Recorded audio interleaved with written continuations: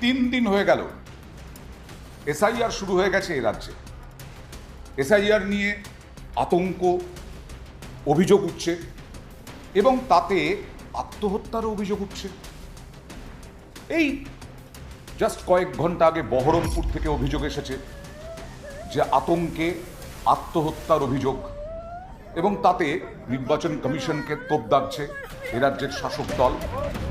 বিরোধীরা বলছে সব সাজানো, কোনোটাই আত্মহত্যা, এসআইআর আতঙ্কে নয়। এই আবহে যারা এখনো পর্যন্ত অনেক ভোটার বাকি আছেন, 9 কোটি ভোটার, তার মধ্যে 1 কোটি বুধবার পর্যন্ত এই এসআইআর ফর্ম হাতে পেয়েছেন বলে জানা যাচ্ছে নির্বাচন কমিশন সূত্রে।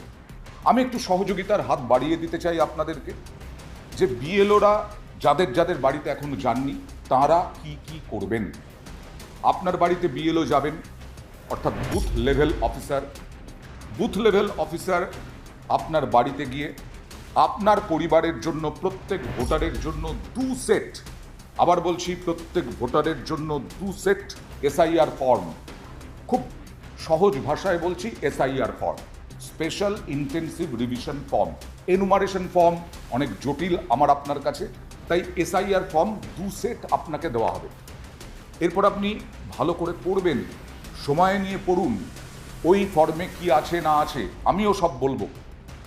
এবং সেদিনই জমা দিতে হবে এরকমটা নয়, বিএলও কিন্তু দায়িত্ব বুঝিয়ে দিতে বাধ্য আপনাকে, যে ওই এনুমারেশন ফর্ম বা এসআইআর ফর্মে কি কি লিখতে হবে, কোন কোন জায়গায় সই করতে হবে, এবং তারপরে 3-4 দিন পরে বিএলও আসবেন আবার আপনার বাড়িতে, এসে আপনার কাছ থেকে ওই 2 সেট এসআইআর ফর্ম নিয়ে যাবেন, নিজেও সই করবেন বিএলও, বুথ লেভেল অফিসার।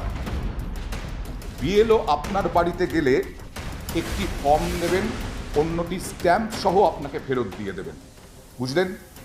যেটা নেবেন যখন বিএলও, তখন একটি নেবেন, আরেকটি স্ট্যাম্প দেবেন, স্ট্যাম্প দিয়ে আপনাকে দেওয়া হবে। সবটা বুঝে নেবেন, কিন্তু এইভাবে সবটা বুঝে নেবেন পরিষ্কারভাবে। বিএলও আপনার বাড়িতে গেলে আপনার কাছে কিছু নথি রাখতে হবে।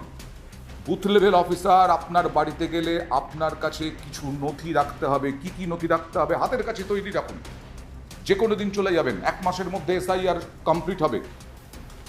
সুতরাং আপনার কাছে আপনার বর্তমান ভোটার কার্ড এটা রাখতে হবে, আধার কার্ড রাখতে হবে, 2টো সাম্প্রতিক একেবারে সদ্য পাসপোর্ট ছবি রাখতে হবে, এবং আপনার 2002-এর ভোটার তালিকার সঙ্গে আপনার কি